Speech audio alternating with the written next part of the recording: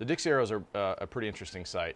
It's exciting because it is one of the more popular dive sites out here, and it has been frequented by divers for many years. And one of the reasons is because of how much structure there is on the site, and the other is because of its depth. It's only at about 90 feet of water, so it attracts an abundance of life, and is it's in very good water, very clear and accessible for the diving community.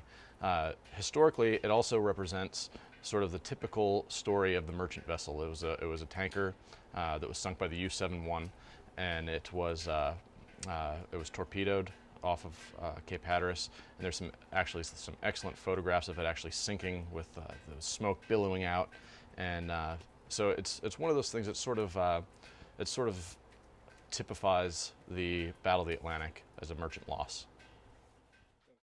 As a dive site, the Dixie Arrow is excellent. Again, it's relatively contiguous from stem to stern.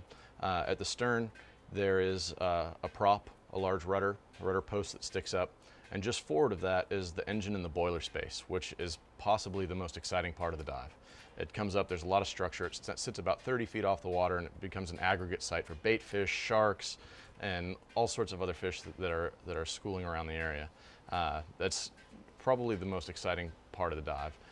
Forward of that is basically the main cargo hold, and for probably about 100 feet, there's little relief, but you see it sort of disarticulated debris field that is on both the port and starboard side, and the main section of the hull, you just sort of see the flooring of the ship, until you get up to another section that has similar relief to the engine and boiler space.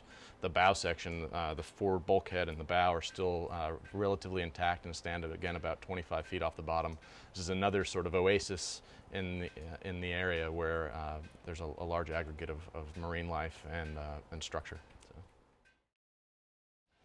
I think what's surprising to me as an archaeologist is that these sites have been dived for, in many cases, over 30 years. They've been popular dive sites, but they still have so much on them that is there to see and there to enjoy and really experience as part of our history in a way that you couldn't do anywhere else.